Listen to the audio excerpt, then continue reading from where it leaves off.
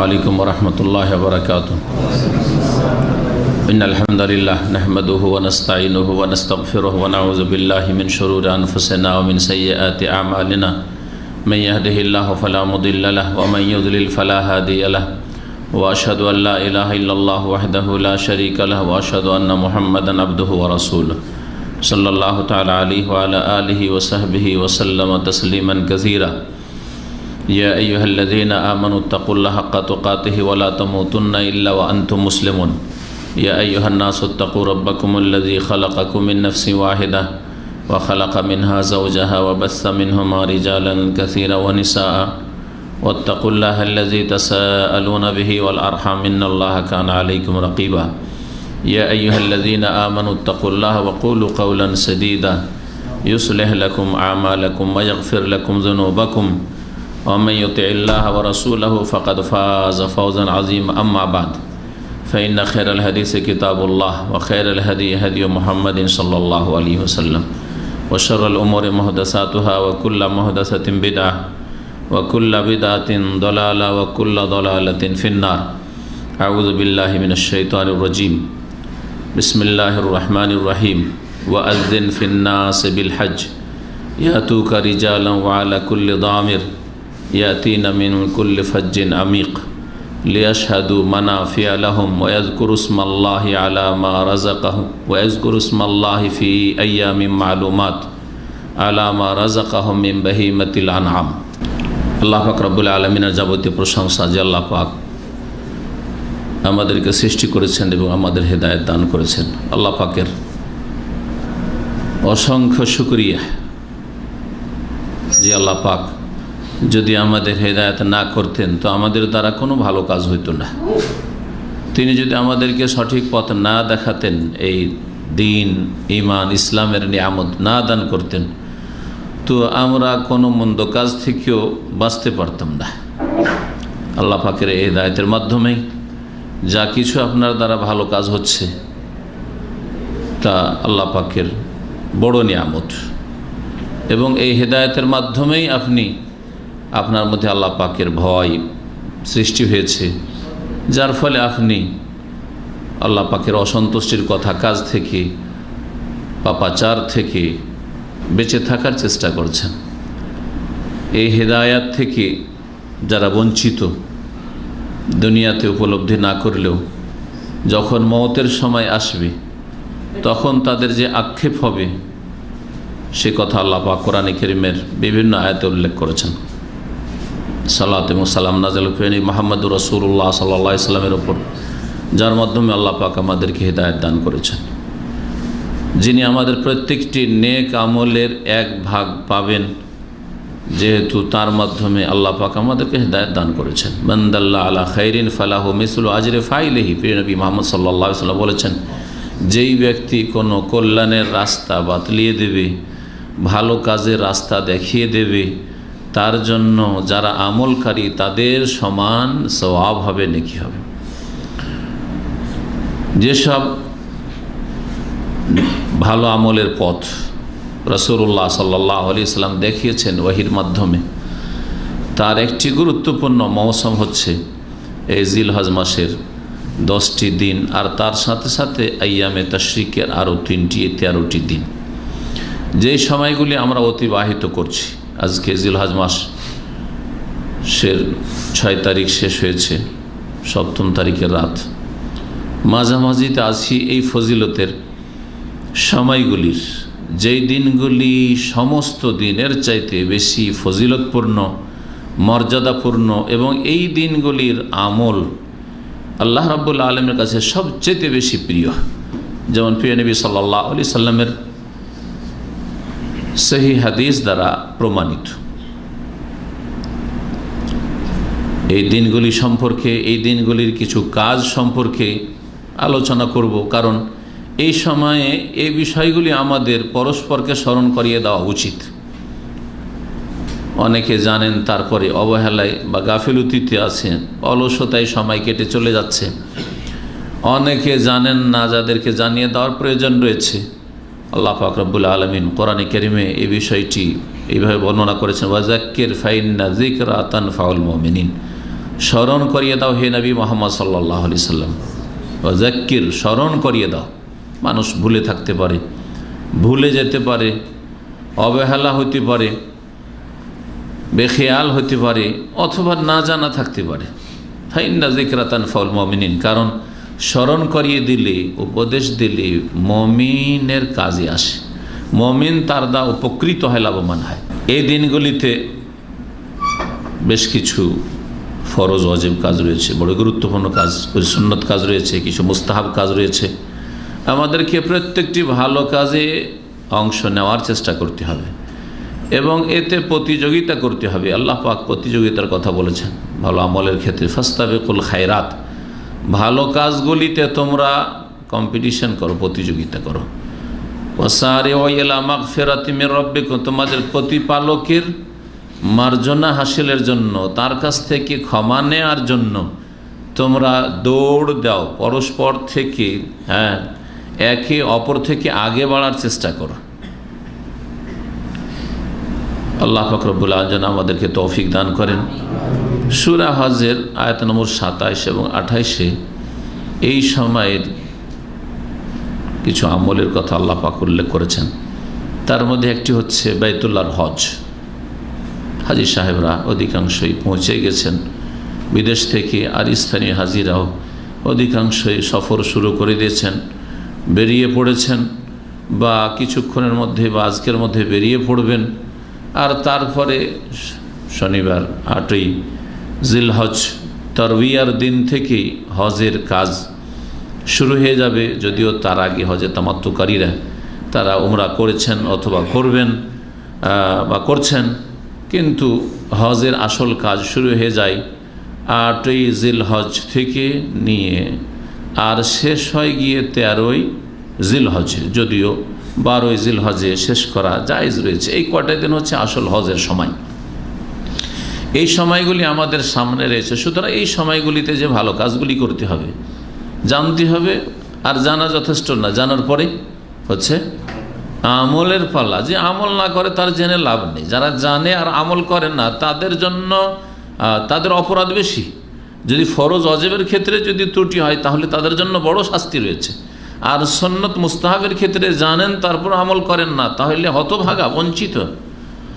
সুতরাং এমনটা না হয় যে জানছি, এর তো পুরাতনী কথা না। আমল করেন, আমল করতে হবে। আল্লাহ রাব্বুল আলামিন ইরশাদ করছেন এই সূরা হজ, একটি সূরার নাম হচ্ছে সূরাতুল হজ, যাতে হজের বা হজের সাথে সংশ্লিষ্ট বেশ কিছু বিধিবিধান বর্ণনা করা হয়েছে। ওয়াযযিন ফিন নাস বিল হজ, হে নবী মুহাম্মদ রাসূলুল্লাহ সাল্লাল্লাহু আলাইহি সাল্লাম, তুমি মানব জাতির উদ্দেশ্যে হজের ঘোষণা করে দাও।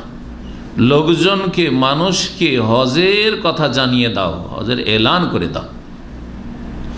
ইয়াতুকা রিজালান ওয়া আলা কুল্লি যামির, তাদের কেউ তো পায়ে হেঁটে আসবে। যা পায়ে হেঁটে আসার সময় পায়ে হেঁটে আসবে আশেপাশের লোকেরা, আর এক সময় দূর দূর থেকেও পায়ে হেঁটে এসছে। ওয়া আলা কুল্লি যামির, এবং ক্লান্ত পরিশ্রান্ত উষ্টির ওপর বাহনে চেপে আসবে। যে উটের জামানা ছিল, উটই ছিল মরুভূমির বাহন, তখন উটের ওপর দূর দূরান্ত থেকে আসার কারণে উট ক্লান্ত হয়ে যেত, পরিশ্রান্ত হয়ে যেত, দুর্বল হয়ে যেত। যার ফলে আল্লাহ পাক রব্বুল আলামিন এমন উটের কথা উল্লেখ করেছেন। যখন যেই রকমের বাহনের ব্যবস্থা থাকে, যে কোনো উপায়, এক কথায় যাতে করে লোকেরা আসে, এই ঘোষণা হে নবী তুমি করে দাও। আল্লাহ স্বয়ং নবী মুহাম্মদ রাসূলুল্লাহ সাল্লাল্লাহু আলাইহি সাল্লামকে সম্বোধন করেছেন। তার পূর্বে ইব্রাহিম আলাইহিস সালাম, আল্লাহ পাকের খলিল, তাকে আল্লাহ পাক এই নির্দেশ দান করেছেন যে তুমি ঘোষণা করে দাও। যখন বাইতুল্লাহ নির্মাণ করলেন আল্লাহ পাকের নির্দেশে, আল্লাহ বললেন যে তুমি আযযিন ফিন নাস বিল হজ, হজের ঘোষণা করে দাও, হজের ঘোষণা এলান করে দাও। কেমন করে? তখন কোনো প্রচার মাধ্যম নেই। এমনকি এই যে আমাদের আওয়াজকে উঁচা করার জন্য মাইক্রোফোন, তারও ব্যবস্থা নেই। কি করে আমি অমায়াবলগো সাউতে, আমার আওয়াজ কিসে বা পৌঁছবে, কত দূর বা পৌঁছবে? আল্লাহ রাব্বুল আলামিন বললেন তুমি পাহাড়ের উপর চড়ো আর এলান করো, ঘোষণা করো। তোমার কাজ হচ্ছে ঘোষণা করা, আর আমার কাজ হচ্ছে পৌঁছিয়ে দেওয়া। এই ইব্রাহিমী সুন্নাত, এই মৌসুমের অধিকাংশ কাজগুলি হচ্ছে ইব্রাহিমী সুন্নাত। বাইতুল্লাহর হজ, কাবা ঘরের তওয়াফ, সাফা মারওয়া সাই, ইব্রাহিম আলাইহিস সালামের স্ত্রী হাজার রাদিয়াল্লাহু আনহার সুন্নাত। এইরকমই জমজমের পানি, তাদের বরকত, এই পরিবারের বরকত, আল্লাহ রাব্বুল আলামিনের রহমত এবং এই পরিবারের বরকত। আর এইরকমই কোরবানি, জি কোরবানি ইব্রাহিম আলাইহিস সালামের সুন্নাত। আল্লাহ পাক রব্বুল বলছেন যে ইয়াতিনা মিন কুল্লি ফাজ্জিন আমিক, প্রত্যেক দূর দূরান্ত থেকে, সারা বিশ্বের বিভিন্ন এলাকা থেকে তারা ছুটি আসবে হজের জন্য। কি করবে হজে এসে? লিয়াশহাদু মানাফিআ লাহুম, আয়াত নম্বর 28 আল্লাহ পাক ইরশাদ করছেন সূরা হজের, যাতে করে তারা বহু উপকারিতার কাজগুলিতে উপস্থিত হয়, তারা এমন কাজে হাজির হয় যাতে তাদের জন্য অনেক লাভের দিক রয়েছে। মানাফে, বাইতুল্লাহর হজে আসলে এই মৌসুমের ইবাদত বন্দেগীতে, আল্লাহর ঘরের জিয়ারতে আল্লাহ পাক মানাফে, বহু উপকারিতার কথা উল্লেখ করেছেন। দিন দুনিয়ার সবকে শামিল, এতে দিন দুনিয়ার উভয় রকমের উপকারিতা রয়েছে মানাফে,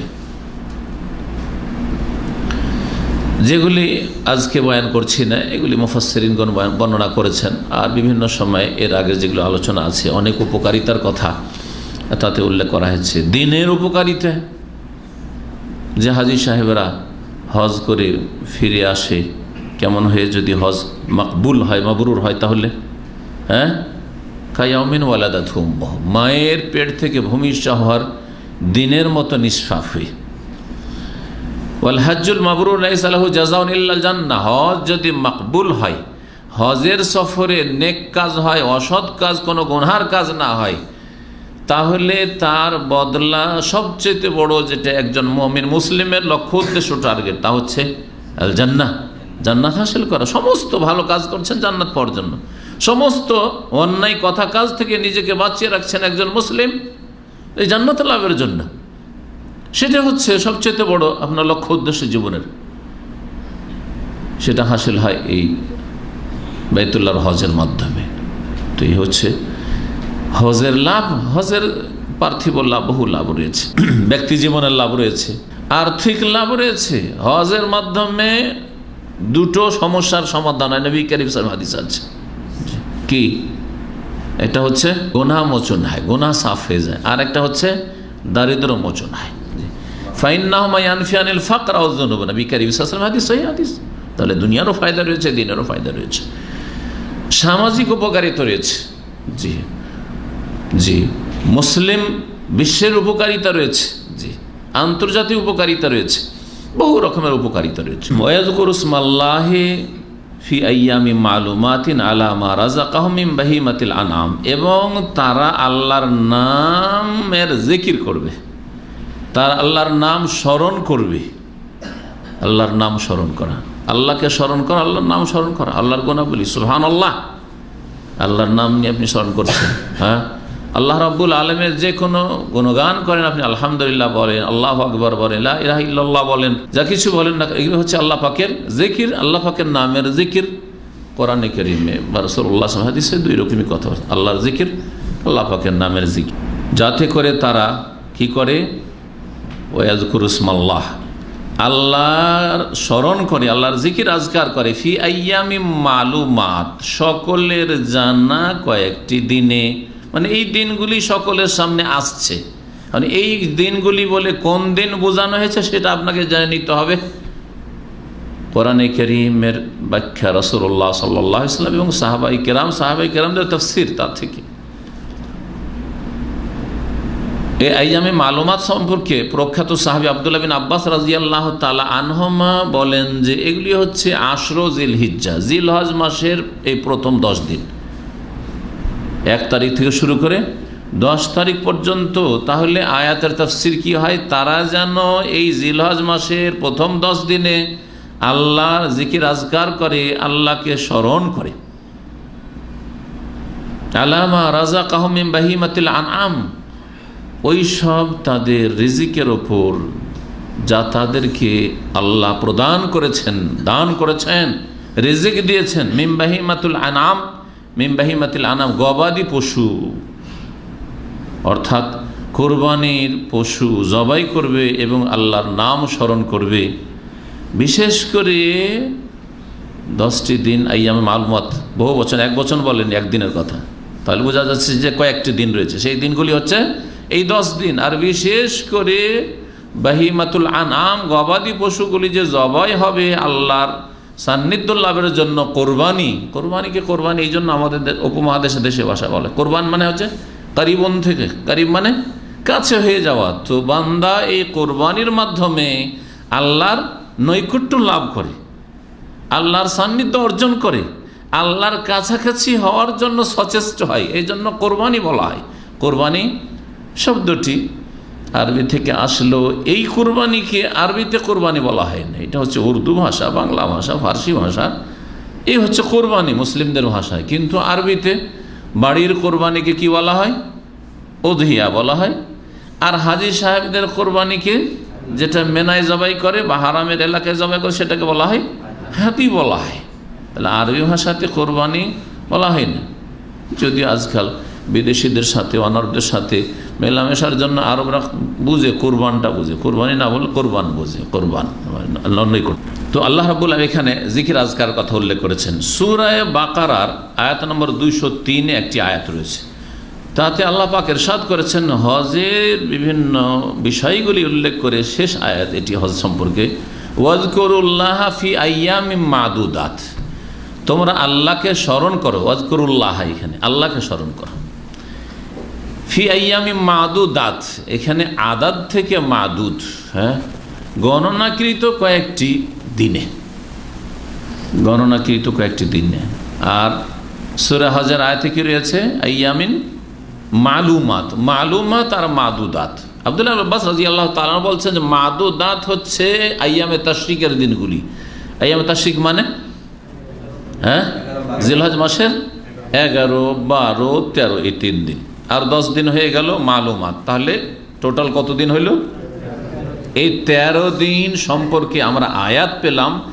আল্লাহ রাব্বুল আলামিনের এই কোরআনে কারীমের দুটো আয়াতের সমন্বয়ে সূরা হজের আয়াত নম্বর 28 আর সূরা বাকারা আয়াত নম্বর 203, যে এই 13 দিন হচ্ছে আল্লাহ রাব্বুল আলামিনের জিকির আজকারের দিন। এই জিকির আজকারের বিষয়টি আজকে একটু বিস্তারিত আলোচনা করব। আর তারপরে এই জিলহজ মাসে আরও যে নেক আমলগুলি রয়েছে সেগুলি বা সেগুলির সাথে সম্পৃক্ত যেসব মাসাইল রয়েছে উল্লেখ করব ইনশাআল্লাহ।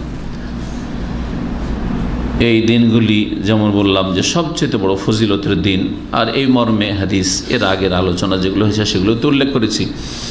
আবার বলি, কারণ ওই হাদিসটি এই ক্ষেত্রে অত্যন্ত গুরুত্ব রাখে, কারণ স্পষ্ট হাদিস যে আল্লাহর কাছে এর চাইতে, এই দিনগুলির চাইতে প্রিয় আমল আর কখনো হইতে পারে সারা বছর। সহিহ বুখারীর হাদিস, মুসনাদ আহমদে আছে, আর অন্যান্য হাদিসের কিতাবে রয়েছে।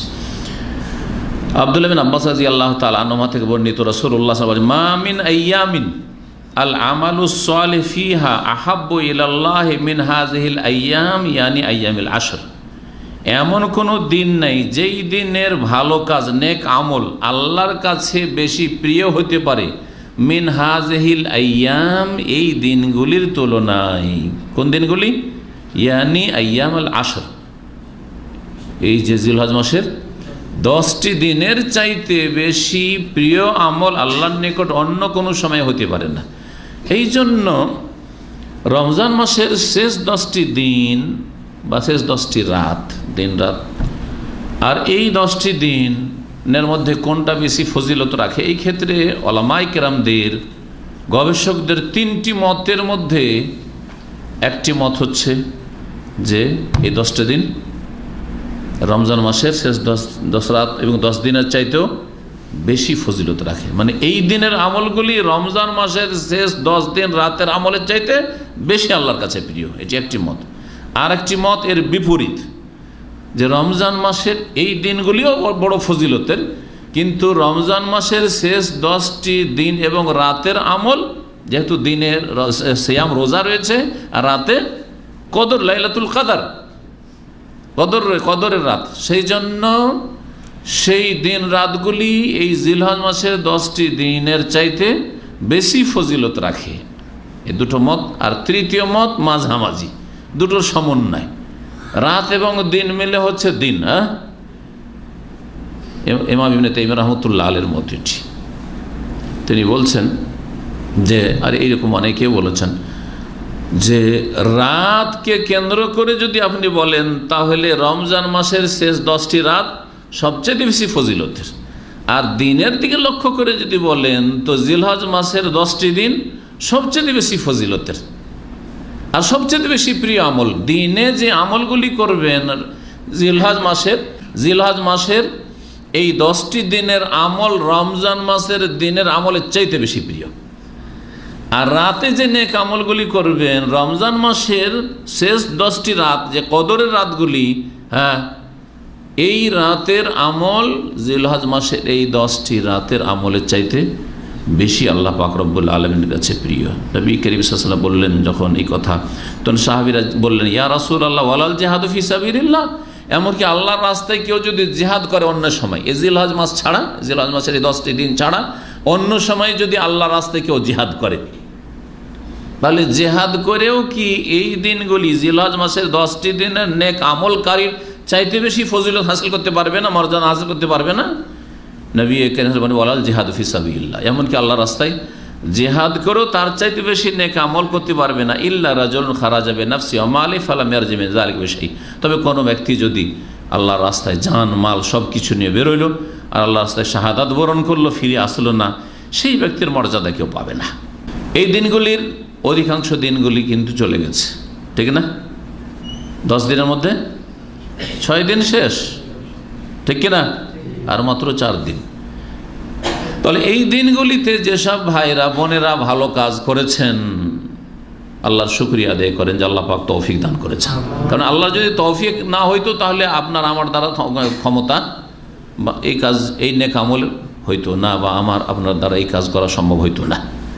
আলহামদুলিল্লাহিল্লাযী হাদানা লিহাযা ওয়া মা কুন্না লিনাহতাদি লাউলা আন হাদানাল্লাহ। আল্লাহ পাক আপনার দান করেছে, কিছু নেক আমল করি সেজন্য করতে পেরেছেন। তারপরে আমাদের ত্রুটির শেষ নেই, যেটুকু জানি আমল তার কিছু অংশ করি না, আর কত যে গুনাহ ভুল ভ্রান্তি হচ্ছে। আর যারা ত্রুটিতে রয়েছেন, যারা এখন অবহেলায় রয়েছেন, এই দিনগুলি পার হয়ে চলে গেল, আপনার আমল নামে কোনো ভালো আমল লেখা হইল না, এখনও ওই রকমই গুনাহ লেখা হচ্ছে, পাপ লেখা হচ্ছে, অন্যায় হচ্ছে আপনার দ্বারা, যেমন এর আগেও হয়েছে আর এর পরে হইতে থাকবে। যদি এই রকমই হয় তাহলে এখনও তওবার সুযোগ আছে, সংশোধনের সুযোগ আছে। আল্লাহ পাক রব্বুল আলামিন আমাদের সকলকে সংশোধনের তৌফিক দান করেন। এই দিনগুলির অল্প 10টি দিনের অল্প কয়েকদিন বাকি থাকলেও সবচেয়ে বেশি ফজিলতের দিনগুলি বাকি আছে। কারণ যে দিনগুলি বাকি আছে সেই দিনগুলির মধ্যে সবগুলি হচ্ছে হজের দিন, তার মধ্যে একটি দিন হচ্ছে আরাফার দিন, বড়ই ফজিলতের দিন, হাজী সাহেবদের জন্য গুরুত্বপূর্ণ দিন। আর যারা হজে যাবেন না তাদের জন্য আল্লাহ পাক রব্বুল আলামিন নেক আমলের ব্যবস্থা করেছেন। আর তারপরে আর একটি দিন আছে, সেটা হচ্ছে ইয়মুন নাহার, কোরবানির দিন, 10 তারিখ, যেই দিনকে নবী করিম সাল্লাল্লাহু আলাইহি ওয়াসাল্লাম বলছেন যে ইন্না আযামাল আইয়াম ইনদাল্লাহ ইয়মুন নাহার, নিশ্চয়ই সবচেয়ে মহান দিন আল্লাহ রাব্বুল আলামিনের নিকট হচ্ছে কোরবানির দিন, ইয়মুন নাহার।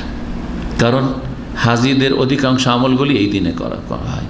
তারপরে সারা বিশ্বে কত যে আল্লাহ পাকের সন্তুষ্টির জন্য, আল্লাহ পাক রব্বুল আলামিনের সান্নিধ্য লাভের জন্য বিসমিল্লাহ আল্লাহু আকবার বলে পশু জবাই করা হচ্ছে এবং তাতে থেকে সাদকা খায়রাত করা হচ্ছে, জিকির আজকার হচ্ছে, ইত্যাদি নেক আমল হচ্ছে, ঈদের সালাত আদায় করা হচ্ছে, এবং ইসলাম যে আল্লাহর জমিনে আছে এর বহিঃপ্রকাশ ঘটছে।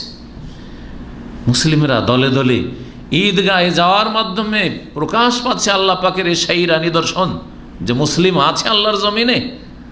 জি, এই ইবাদতগুলি এই দিনগুলিতে হয়ে থাকে। আল্লাহ রাব্বুল আলামিন আরাফার দিন সম্পর্কেই বলেছেন, আরাফার দিনে এই আয়াত নাজিল করেছেন, এবং আরাফার দিনে আল্লাহ পাকের নিয়ামতের কথা যখন উল্লেখ করেছেন, তার মানে এটি নিঃসন্দেহে অত্যন্ত গুরুত্বপূর্ণ দিন। আলিয়াউমা আকমালতু লাকুম দীনাকুম ওয়া আতমামতু আলাইকুম নি'মাতি ওয়া রাদিতু লাকুমুল ইসলাম দীনা।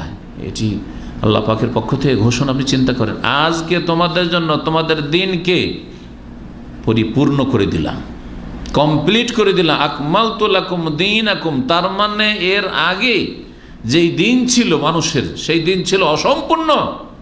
আর তোমাদের দিনকে শেষ নবী মুহাম্মদ রাসূলুল্লাহ সাল্লাল্লাহু আলাইহি ওয়াসাল্লামের মাধ্যমে আমি কি করলাম? কমপ্লিট করলাম, পূর্ণাঙ্গ। এটা কি আল্লাহ পাকের নিয়ামত নয়? জীবনের প্রতিটি ক্ষেত্রে এই দ্বীনে ইসলামে দিক নির্দেশনা রয়েছে, যা কমপ্লিট হয়েছে এবং কমপ্লিট করে আল্লাহ পাক ঘোষণা করেছেন। সেটা ছিল আরাফার দিন, এবং আরাফার ময়দানে রাসূলুল্লাহ সাল্লাল্লাহু আলাইহি ওয়াসাল্লাম ছিলেন বৈকালবেলা। সবচেয়ে ফজিলতের সময় হচ্ছে আরাফার দিনের বৈকালবেলার সময়। ওয়া আতমামতু আলাইকুম নি'মাতি, এবং আমার নিয়ামত তোমাদের উপর পরিপূর্ণ করলাম। আল্লাহ যে নিয়ামতকে পরিপূর্ণ করেছেন, সম্পূর্ণ করেছেন, সেই ঘোষণা আল্লাহ পাকে এই দিনে করেছেন।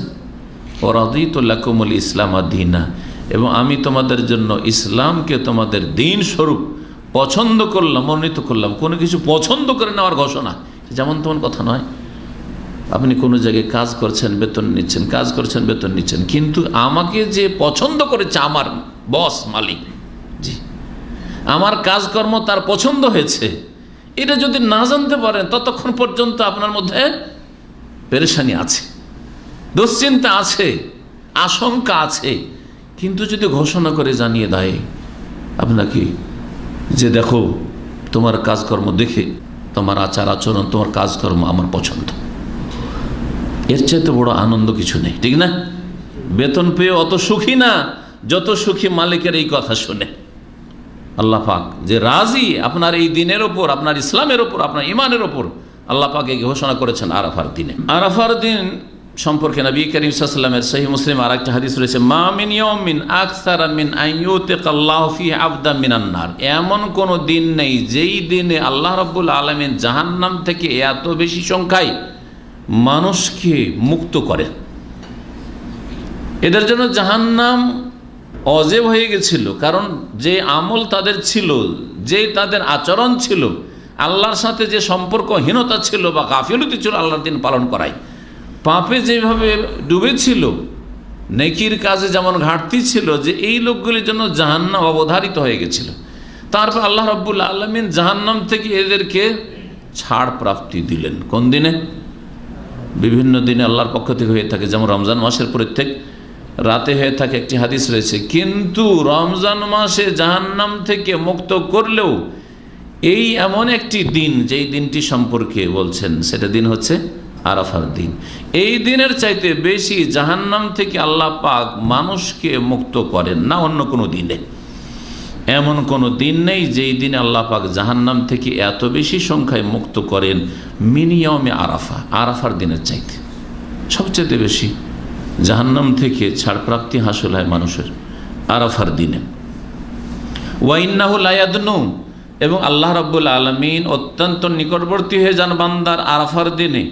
সুম্মা ইউবাহি বিহিমুল মালায়েকা, তারপরে হাজীদেরকে নিয়ে আল্লাহ পাক গৌরব করেন ফেরেশতাদের মাঝে। ফায়াকুল, আর বলেন, মা আরাদা হাওলাই, এরা কি করতে এসছে, এদের উদ্দেশ্য কি, এরা এত খরচা করে আর এত কষ্ট করে, এত মেহনত পরিশ্রম করে, এখানে এত ঝুঁকি নিয়ে এখানে কি জন্য হাজির হয়েছে? মা আরাদা হাওলা।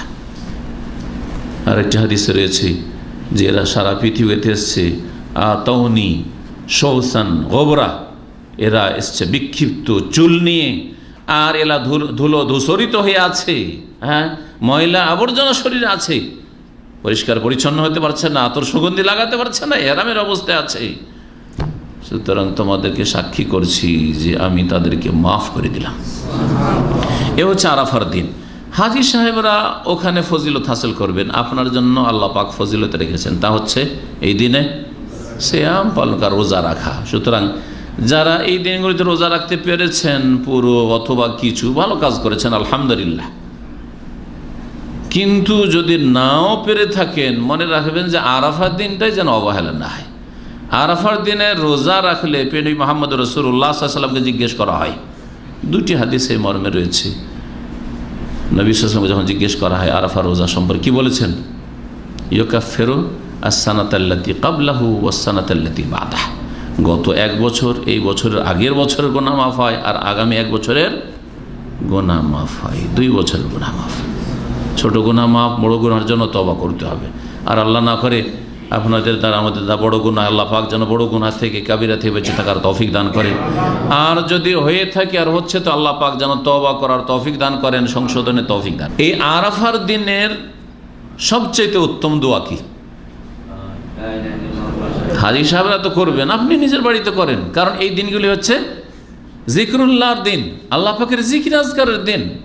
আয়াত দুটো উল্লেখ করলাম, সুতরাং এই দিনে জিকির আজকার করবেন। সবচেয়ে উত্তম দোয়া হচ্ছে লা ইলাহা ইল্লাল্লাহু ওয়াহদাহু লা শারীকা লাহু লাহুল মুলকু ওয়া লাহুল হামদু ওয়া হুয়া আলা কুল্লি শাইইন কাদির। এই মর্মে হাদিস তিরমিজিতে রয়েছে, আল্লামা আলবানী হাদিসটিকে হাসান বলেছেন। খায়রুদ দুআই দুআ ইয়াউমে আরাফা, সবচেয়ে শ্রেষ্ঠ দোয়া হচ্ছে, উৎকৃষ্ট দোয়া হচ্ছে দোয়া ইয়াউমে আরাফা, আরাফার দিনের দোয়া। এই দোয়া হচ্ছে আল্লাহ পাকের গুণগানমূলক দোয়া। আল্লাহ পাকের গুণগানের সাথে, তৌহিদের ঘোষণার সাথে আপনি নিজের জন্য চান, কারণ দোয়া 2 রকম। এক হচ্ছে আল্লাহ পাকের গুণগানমূলক দোয়া, দোয়াই ইবাদতগত দোয়া, আর একটা দোয়া হচ্ছে যাচ্চামূলক দোয়া। আপনি চান আপনার জন্য, আপনার দুনিয়ার সার্বিক বৈধ কল্যাণ চান, আখিরাতের কল্যাণ চান। জি, জীবনের প্রতিটি ক্ষেত্রে আপনার যেসব ঘাটতি রয়েছে, ত্রুটি রয়েছে, প্রয়োজন রয়েছে, আপনার রবকে আপনি বলুন, পেশ করুন, নিজের ভাষায় পেশ করুন, খুশুর সাথে আল্লাহ পাক রব্বুল আলমিনের দিকে ধাবিত হয়ে পেশ করুন, ইখলাসের সাথে মনোযোগী। আল্লাহ পাক যেন তো খায়রুদ দুআ দুআ ইয়াউমে আরাফা ওয়া খায়রু মা কুলতু আনা ওয়ান নাবিয়ুনা মিন ক্বাবলি, আর সবচাইতে উত্তম দোয়া যে দোয়া আমি বলছি, নবী কারীম সাল্লাল্লাহু আলাইহি ওয়াসাল্লাম বলছেন ওয়ান নাবিয়ুনা মিন ক্বাবলি, আর আমার পূর্বে যে আম্বিয়া রাসূলগণ তারাও এই দোয়া পড়েছেন। যত নবী রাসূল এসেছেন তারা এই দোয়া পড়েছেন। জি হ্যাঁ, সেই দোয়া কি? লা ইলাহা ইল্লাল্লাহু ওয়াহদাহু লা শারীকা লাহু লাহুল মুলকু ওয়া লাহুল হামদু ওয়া হুয়া আলা কুল্লি শাইইন কাদির। সকলের মুখস্থ আছে। আমি আশা করি যে এই দোয়া সকলের মুখস্থ আছে, কারণ আমাদের দেশে যে 5 কলমা পড়ায় দেশি তরিকায়, তার 4র্থ কলমা এইভাবেই পড়ায়, তাই না? যদি ওই 5 কলমা এইভাবে, পহিলা কলমা, দ্বিতীয় কলমা, দোসরা কলমা, তিসরা কলমা, এগুলি আমাদের দেশীয় কথা, এগুলি কোরআন হাদিসের কথা নয়। কিন্তু কালেমাতে যে কথাগুলি রয়েছে সেগুলি কোরআন সুন্নাহর কথা। সুতরাং এই কালেমাকে ভাগ না করে এটা পহিলা হইলো, এটা দোসরা হইলো, তিসরা হইলো, চৌথা হইলো, পাঁচওয়া হইলো, ওইসব না করে আপনি এই তৌহিদের কালেমাগুলি যেইভাবে হোক না কেন, সে আশহাদু আল্লা ইলাহা ইল্লাল্লাহ ওয়া আশহাদু আন্না মুহাম্মাদান আবদুহু ওয়া রাসূলুহু, অথবা আপনার যেভাবে কালেমা তৌহিদ বললাম, এই আরাফার দিনের বিশেষ দোয়া, এই দোয়া, এবং এই দোয়া বিভিন্ন জায়গায় পড়ার কথা রয়েছে। সাফা মারওয়ায় পড়ার কথা নেই? আছে না নেই? এই দোয়া বেশি বেশি পড়বেন। আর যারা হজে যাবেন না তারা সিয়াম পালন করে আল্লাহ পাক যেন তৌফিক দান করেন। এই দিনের জিকির আজকারের মধ্যে একটি গুরুত্বপূর্ণ জিকির হচ্ছে, সেটা হচ্ছে তাকবীর। তাকবীর আর তাকবীর 2 ভাগে বিভক্ত। এই তাকবীরের বিষয়টি উল্লেখ করেন। এই বিষয়ে অনেকে সংশয়, কখন তাকবীর পড়বো, কোন সময় পড়বো। জি হ্যাঁ, এই তাকবীরকে 2 ভাগে ভাগ করা হয়েছে, তাকবীরে মুতলাক এবং তাকবীরে মুকাইয়াদ। মুতলাক মানে যে কোনো সময় তাকবীর পড়তে থাকবেন, সকাল, বিকেল, দুপুর, যে কোনো সময়, রাত, দিন, যে কোনো সময়, নামাজের আগে পরে, সব সময়, যে কোনো সময় আপনি তাকবীর, ঘরে বাইরে, যখন আপনার সুবিধা হয়, যখন মনে হয় আল্লাহ পাক রব্বুল আলামিনের এই জিকির করবেন। এটা হচ্ছে তাকবীরে মুতলাক, যেই তাকবীর কোনো কিছুর সাথে সম্পৃক্ত না, মুতলাক মানে। আর তাকবীরে মুকাইয়াদ মানে কোনো কিছুর সাথে সম্পৃক্ত, সেটা হচ্ছে মুকাইয়াদুন বিসসালাওয়াতিল খামস। সহজ ভাষায় বুঝেন, 5 ওয়াক্ত নামাজের সাথে সম্পৃক্ত তাকবীর, অর্থাৎ 5 ওয়াক্ত সালাত ফরজ নামাজ থেকে সালাম ফেরার পরে আস্তাগফিরুল্লাহ আস্তাগফিরুল্লাহ আস্তাগফিরুল্লাহ আল্লাহুম্মা আনতাস সালাম ওয়া মিনকাস সালাম তাবারাকতা ইয়া যাল জালালি ওয়াল ইকরাম, এতটুকু বলে নিয়ে তারপরে বলবেন তাকবীর। এই তাকবীরের বাক্যগুলি কি, এইটা হচ্ছে জানার বিষয়। তাকবীরের বাক্য কি বলেন তো আপনারা? আল্লাহু আকবার, আল্লাহু আকবার 2 বার করে, ঠিক না? আল্লাহু আকবার, আল্লাহু আকবার 2 বার করে, না 3 বার করে? 2 বার করে পড়তে পারেন, 3 বারও পড়তে পারেন। হ্যাঁ, এই মর্মে 2 রকমের বর্ণনা এসছে। আরব দেশে যেন দেখা যায় যে অনেকে 3 বার করে আল্লাহু আকবার আল্লাহু আকবার আল্লাহু আকবার 3 বার, তার লা ইলাহা ইল্লাল্লাহু আল্লাহু আকবার আল্লাহু আকবার আল্লাহু আকবার ওয়ালিল্লাহিল হামদ 3 3 6।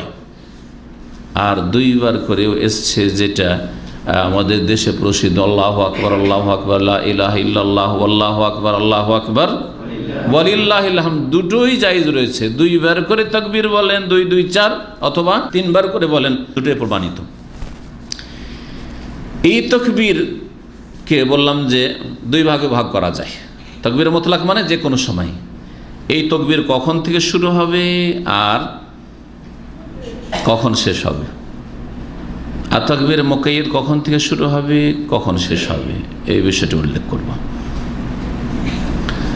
আল্লামা শেখ ইবনে বাজ রহমতুল্লাহ আলাইহি এই বিষয়টিকে বিস্তারিত আলোচনা করেছেন। শেখ ইবনে উসাইমিন তার কিতাবে উল্লেখ করেছেন এই 2 আলেমের, আরব দেশের শুধু নয় সারা বিশ্বের সবচেয়ে বড় আলেম যদি বর্তমান যুগে বলতে হয় তাহলে এই 2 জন আলেমের নাম অবশ্যই বলতে হবে, 1 নম্বর 2 নম্বরে বলতে হবে। তো তাদের কথা আপনাদের সামনে উল্লেখ করব। তারা বলছেন যে আত তাকবীর ইয়ানকাসিমু ইলা কিসমাইন, তাকবীর 2 ভাগে বিভক্ত। তাকবীর কয় রকম?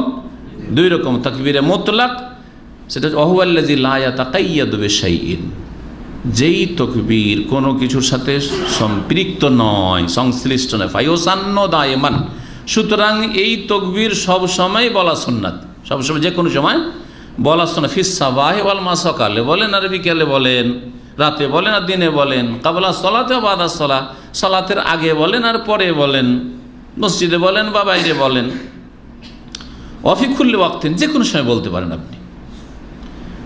দ্বিতীয় তাকবীর হচ্ছে তাকবীরে মুকাইয়াদ, ওয়া হুয়াল্লাযী ইয়াতাকাইয়াদু বিআদবারিস সালাওয়াত, আর সেটা হচ্ছে এমন তাকবীর যেটা ফরজ সালাতের পরের সাথে সম্পৃক্ত, ফরজ সালাত থেকে সালাম ফেরার পরে। বলছেন কখন কখন এই তাকবীরগুলি হবে, বলছেন ফায়ুসান্নু তাকবীরুল মুতলাক ফি আশরে যিলহিজ্জা ওয়া সাইর আইয়ামিত তাশরিক। প্রথম তাকবীরে মুতলাকটা শুনে কখন থেকে কখন?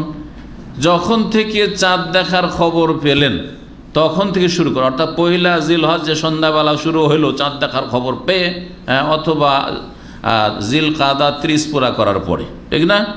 তখন থেকে শুরু করে এই 10 দিন তো পড়বেনই তাকবীর মুতলাক, তার সাথে সাথে আইয়ামে তাশরিকের 13 তারিখ যে শেষ, 13 তারিখ পর্যন্ত। ওয়াতাবতাদিউ মিন দুখুলে শাহরে জিলহিজ্জা, আর তা শুরু হবে জিলহজ মাস শুরু হওয়া থেকে, মিন গুরুবে শামস আখির ইয়াউমিন শাহরে জিলকাদা, জিলকাদ মাসের শেষ দিন যখন সমাপ্ত হইল, জিলহজ মাস শুরু হল তখন থেকে, ইলা আখির ইয়াউমিন মিন আইয়ামিত তাশরিক, আইয়ামে তাশরিকের শেষ দিন পর্যন্ত। এটা হচ্ছে কি? তাকবীরে মুতলাক। আর তার সাথে সাথে তাকবীরে মুকাইয়্যদ। তাকবীর মুকাইয়্যদ কখন? ওয়াম্মাল মুকাইয়্যদু ফাইন্নাহু ইয়াবদা মিন ফাজরি ইয়াউমি আরাফা ইলা গুরুবি শামসি আখিরি আইয়ামিত তাশরিক বিল ইজাফাতি ইলা তাকবীর মুতলাক। বলছেন তাকবীরে মুকাইয়্যদটা পড়বে কখন? বলছে যে এটা শুরু হবে আরাফার দিন, মিন ফাজরি ইয়াউমি আরাফা, আরাফার দিন ফজর নামাজ থেকে। এই বছরে আরাফা হবে কোন দিনে? রবিবারে। তাহলে ভালো করে বুঝে নেন বিষয়টা যাতে ক্লিয়ার থাকে। রবিবার ফজরের সালাতে সালাম ফিরে, যেমন বললাম আস্তাগফিরুল্লাহ পড়বেন 3 বার, তারপরে আল্লাহুম্মা তাসামিকা সালাম তাবারাক তাআলা জালালুল ইকরাম, তারপরেই বলবেন এই তাকবীর আল্লাহু আকবার আল্লাহু আকবার, এবং উচ্চ স্বরে বলা সুন্নাত। এই তাকবীর মনে মনে নয়, উচ্চ স্বরে, ঘরে বলেন বাইরে বলেন, তাকবীরে মুতলাক ওর মুকাইয়্যদ উচ্চ স্বরে বলাই হচ্ছে সুন্নাত। এই তাকবীর আরাফার দিনের ফজর থেকে শুরু হবে আর শেষ হবে কখন? ইলা গুরুবে শামসে আখির আইয়ামে তাশরিক, আইয়ামে তাশরিকের সূর্য অস্তমিত হওয়া পর্যন্ত, মানে 13 তারিখের মাগরিব পর্যন্ত, 13 তারিখের মাগরিব পর্যন্ত। ফাইজাস, এটা তরিকা কি হবে বলছেন? ফাইজাস সালাম মিনাল ফরিজা, ফরজ থেকে সালাম ফিরবে। ওয়াস্তাগফারা সালাস, 3 বার আস্তাগফিরুল্লাহ পড়বে। ওয়াকাল, আর বলবে আল্লাহুম্মা আনতাস সালাম ওয়া মিনকাস সালাম তাবারাক তাআলা জালালুল ইকরাম। এটুকু বলবেন, কারণ অনেকে ভুল করে, আবার বাড়াবাড়িটাও ভালো না। সালাম ফেরার পরে আল্লাহু আকবার, আস্তাগফিরুল্লাহ পড়লো না আর আল্লাহুম্মা আনতাস সালামও পড়লো না, একবার আল্লাহু আকবার, সালাম ফিরে আল্লাহু আকবার আল্লাহু আকবার আল্লাহু আকবার শুরু, এটাও সুন্নতের খেলাফ। জি, তাই এই 2 শেখ স্পষ্ট করেছেন যে ইয়াজাল জালাল ওয়াল ইকরাম পড়ার পরে বাদা বিত তাকবীর, তাকবীর শুরু করবে। এটা কারা বলছে? হাজা লে গায়রিল হাজ, এটা যারা হাজি নয় তাদের জন্য, আপনাদের জন্য। যারা হজে যাবেন না তাদের জন্য। ও আম্মাল হাজ, হাজি সাহেবরা কখন থেকে কখন করবেন? হাজি সাহেবরা কোন তকবীর? তকবীরে মুকাইয়্যদ কখন করবেন? ফাইজা সাল্লামা মিনাল ফরিদাতে কি বলছে? ও আম্মাল হাজ ফায়াবদাউ তাকবীর আল মুকাইয়্যদ ফি হাক্কিহি মিন যুহরি আও মিন নাহর। হাজি সাহেবরা তাকবীরে মুকাইয়্যদ শুরু করবে কুরবানির দিনের জোহরের সালাতের পরে সালাম ফিরে, জোহরের সালাতে সালাম ফিরে, আর তারপরে তাকবীর শুরু করবে আল্লাহু আকবার, আল্লাহু আকবার, লা ইলাহা ইল্লাল্লাহ, আল্লাহু আকবার, আল্লাহু আকবার, ওয়ালিল্লাহিল হামদ। পার্থক্য কতটুকু হলো? যে যারা হাজি নয় তারা শুরু করলো আরাফার দিন 9 তারিখ, যেটা 9 তারিখের ফজরের সালাতের পরে, আর হাজি সাহেবরা শুরু করলো 10 তারিখ জোহর থেকে শুরু করে। তাহলে কয়েকটার পার্থক্য?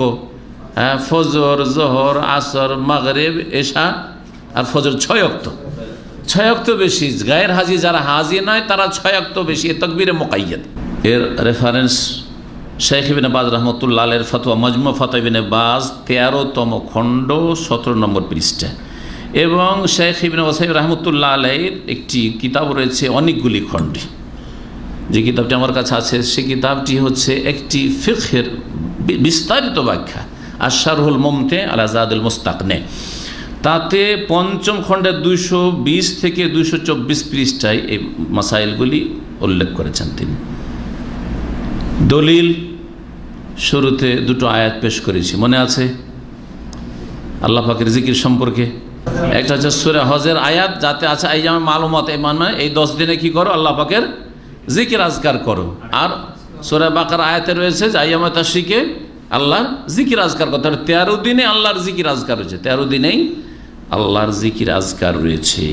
কিন্তু নবী করিম সাল্লাল্লাহু আলাইহি সাল্লাম, সাহাবায়ে কেরাম, সালাফে সালেহিন থেকে এই 2 রকম তাকবীরের প্রমাণ রয়েছে। সেই জন্য গবেষক ওলামারা তাকবীরকে 2 ভাগে ভাগ করেছেন।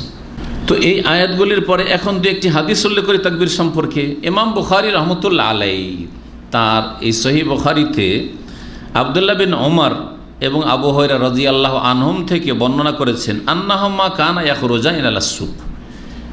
কে?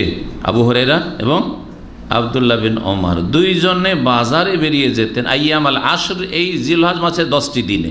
ফায়ুকাব্বিরানে, 2 জনে উচ্চস্বরে তাকবীর বলতেন। ওয়ায়ুকাব্বিরুন নাসু বিতাকবীর, তাদের তাকবীর শুনে লোকেরা হাটে বাজারে তাকবীর বলতে থাকতো। তার মানে উচ্চস্বরে না বলতেন, নাহলে শুনে কি করে তাকবীর বলতো? মনে মনে নয়। তাহলে আজকে এই সুন্নতটি এমনভাবে উঠে গেছে যে যারা তাকবীর পড়ছেও তারাও মনে করে যে আমি মনে মনে পড়লাম। তো সুন্নত আপনি কায়েম করলেন না। আল্লাহ পাকের যে শায়ের হজ এবং জিলহজ মাসের সাথে সম্পর্কিত যে ইবাদত বন্দেগী, শাইরা, নিদর্শন, এগুলির এটি যে আপনাকে প্রকাশ করতে হবে, এই ছিল 2 সাহাবীর আমল।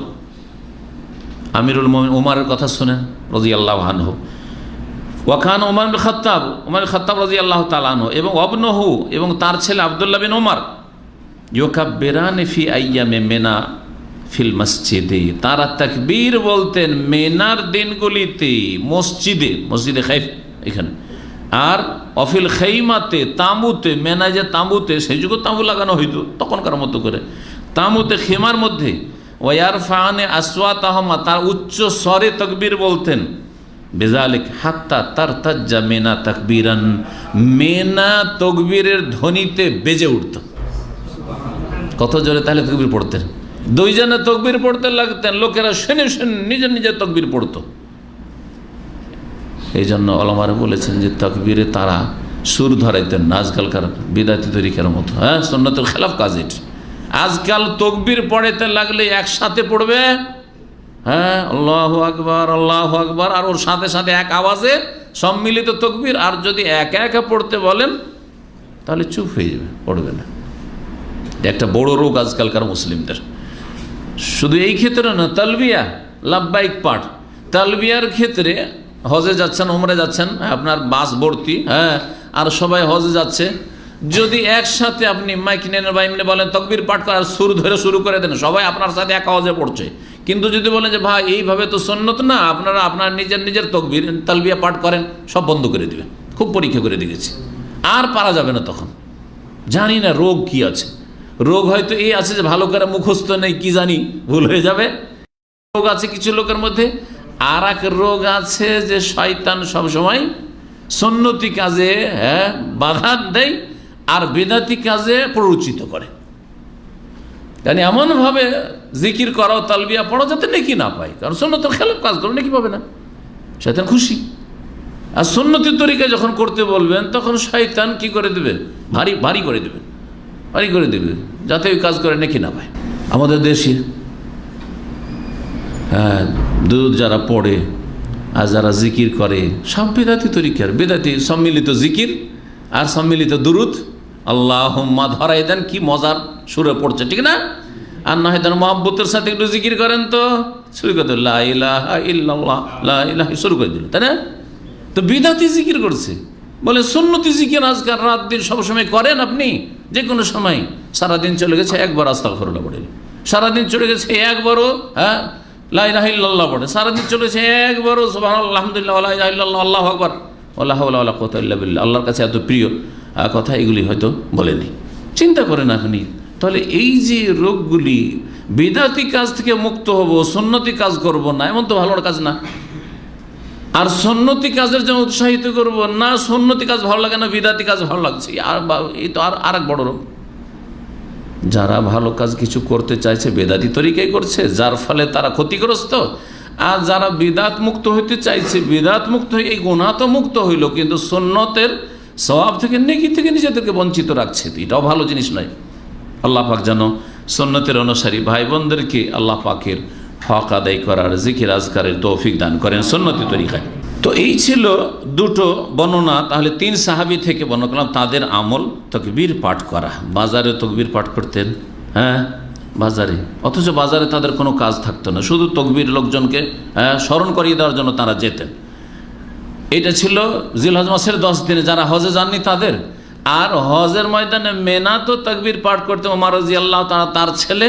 তাহলে এর দ্বারা বোঝা গেল যে হাজী সাহেবরাও তাকবীর পাঠ করবে। এই তাকবীরগুলো হচ্ছে আইয়ামে তাশরিকের এই দিনগুলির তাকবীর। বিশেষ করে বলছে যে নবী করিম সাল্লাল্লাহু আলাইহি ওয়াসাল্লাম থেকে আর একদল সাহাবায়ে কেরাম থেকে তাকবীর প্রমাণিত, রুবি আনি নবী সাল্লাল্লাহু আলাইহি ওয়াসাল্লাম ওয়া আন জামাতি মিনাস সাহাবাতি আনহু রাদিয়াল্লাহু আনহু আত-তাকবীর ফি আদবারিস সালাওয়াতিল খামস। 5 ওয়াক্ত ফরজ সালাতের পরে তাকবীর পাঠ করা নবী সাল্লাল্লাহু আলাইহি ওয়াসাল্লাম দ্বারা প্রমাণিত, একদল সাহাবায়ে কেরাম থেকে প্রমাণিত। মিন সলাতিল ফজর ইয়াউমে আরাফা ইলা সলাতিল আসরে মিন ইয়াউমিস সালিস আশারা মিন জিলহিজ্জাহ। আরাফার দিন ফজরের সলাত থেকে শুরু করে আইয়ামে তাশরিকের 13 তারিখ পর্যন্ত। ওয়াহাজা ফি গায়রিল হাজ, এটা হাজি ছাড়া অন্যদের জন্য। হাজি সাহেবের এখন রহস্য হচ্ছে, শেখ ইবনে বাজ রাহিমাহুল্লাহ উল্লেখ করেছেন যে এখানে রহস্যটা কি, যে হাজি সাহেবরা তাকবীর এই দিনগুলিতে পাঠ করবে না, 8 তারিখ 9 তারিখে পাঠ করবে না। কখন থেকে তাকবীর শুরু করবে? তাকবীরে মুকাইয়াদ 10 তারিখের জোহর থেকে। কেন শুরু করবে? এই রহস্যটা আজকে শুনেন। এই বিষয়ে আমি আলোচনা করেছি, কিন্তু জানি না এই বিষয়টা হয়তো এর আগে আমি আলোচনা করিনি। একটি গুরুত্বপূর্ণ বিষয়, যাতে হিকমতটা বুঝতে পারেন।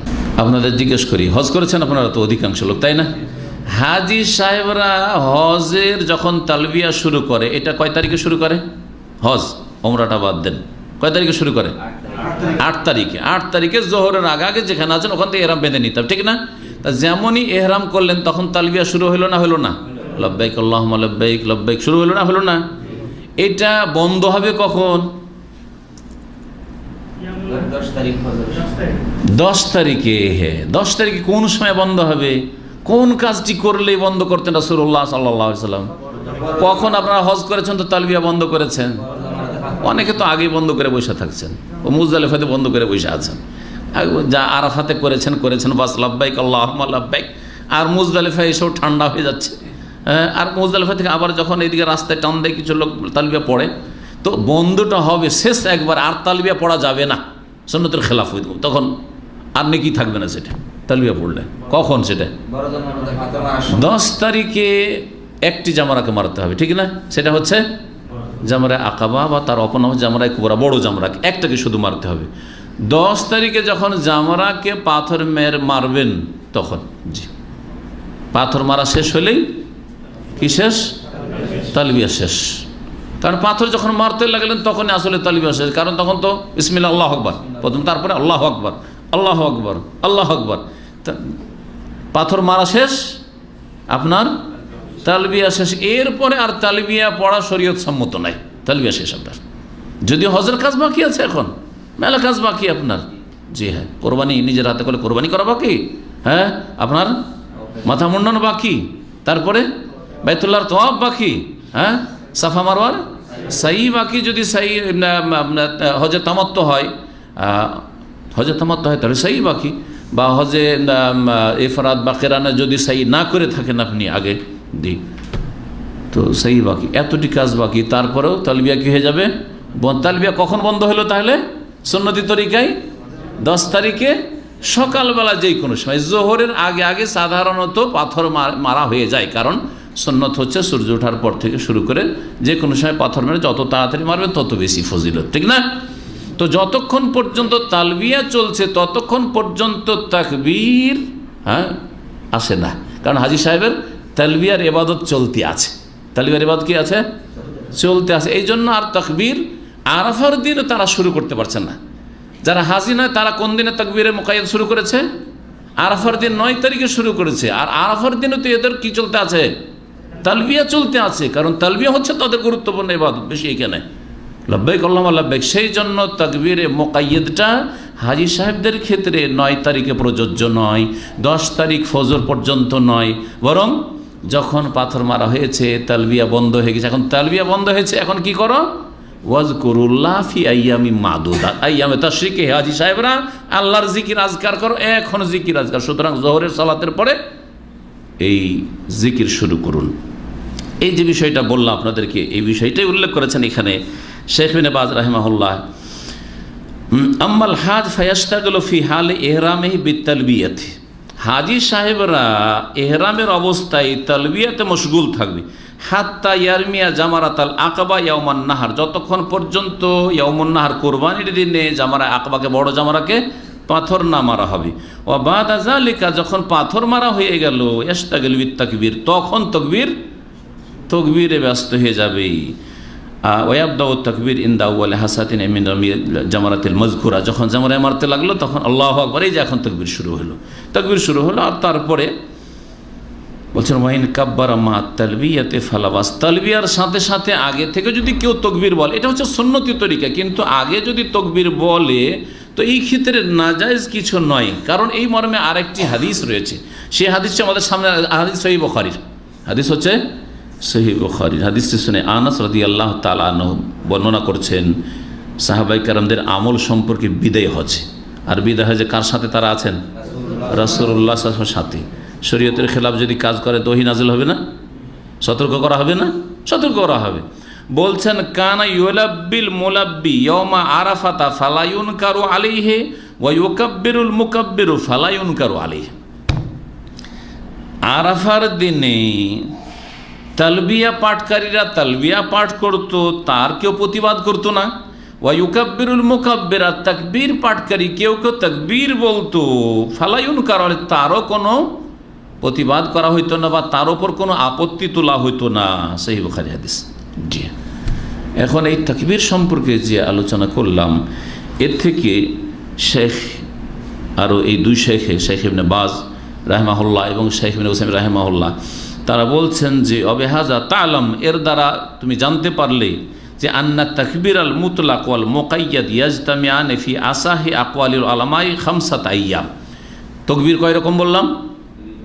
তাকবীরে মুতলাক আর তাকবীরে মুকাইয়াদ, এই দুটো তাহলে ওলামাদের বিভিন্ন মতের মধ্যে সবচেয়ে যেটা সহিহ মত, সেই সহিহ মতের ভিত্তিতে 5 দিন এই দুই রকমের তাকবীর একত্রিত হবে।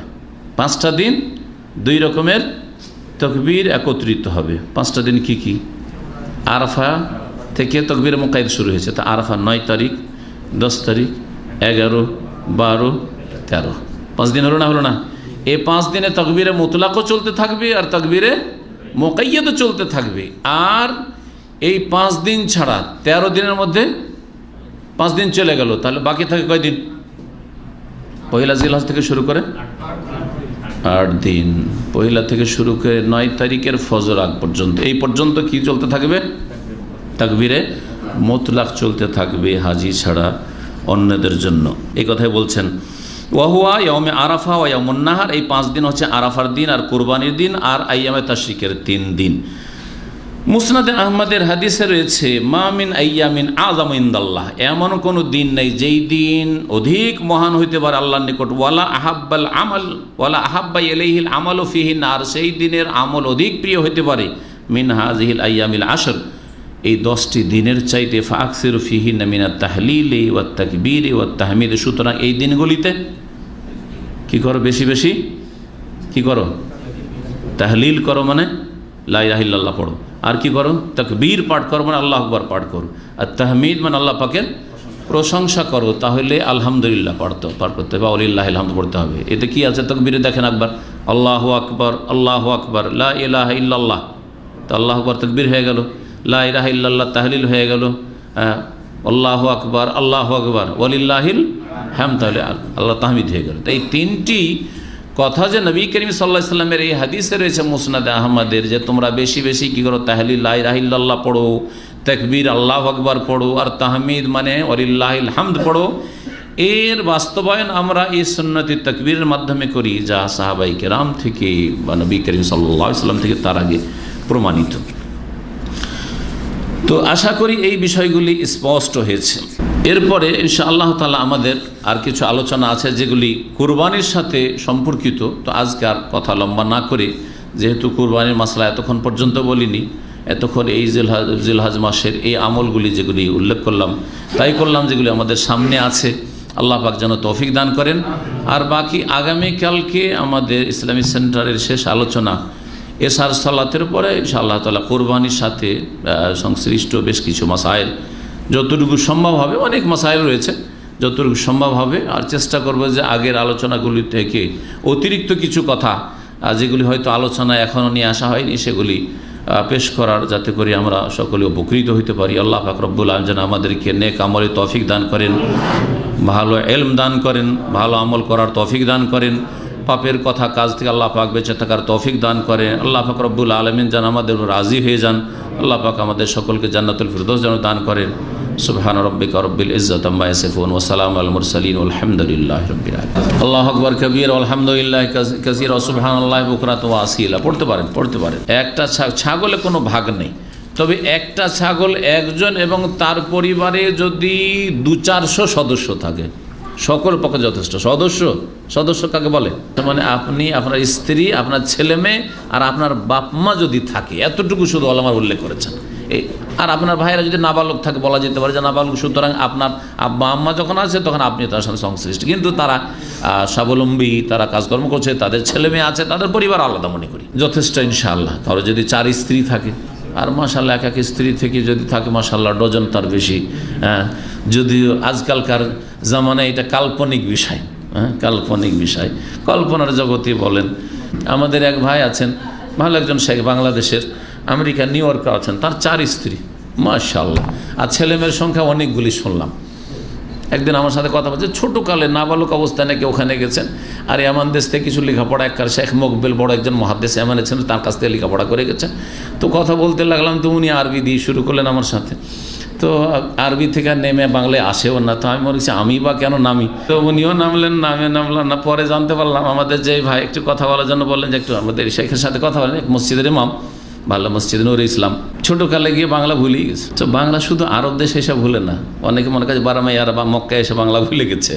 আর তারপরে চিটাগাঙের অনেক ফ্যামিলি থাকে, বা অনেকে আছে বাংলাদেশ থেকে এসে বা বিভিন্ন দেশ থেকে এসে নিজের ভাষাকে একটু অবহেলা করে, বা একটু এমন হীনমন্যতার নজরে দেখি যে বাংলা বললে মনে হয় ছোটো হয়ে যাব, উর্দু বললে হয়তো ছোটো, হয়তো উর্দুদের মধ্যে এই রূপটা নেই, বাংলার মধ্যে বেশি রোগ মনে হয়।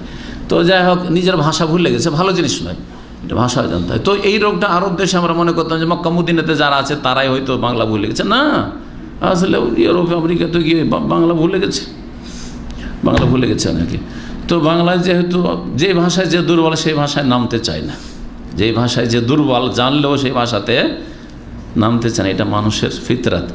মদিনা ইউনিভার্সিটি যখন লেখাপড়া করতাম তখন ওখানকার চ্যান্সেলরের সাথে একজন প্রফেসর আমাদের সাথে দেখা করতে এসেছিলেন।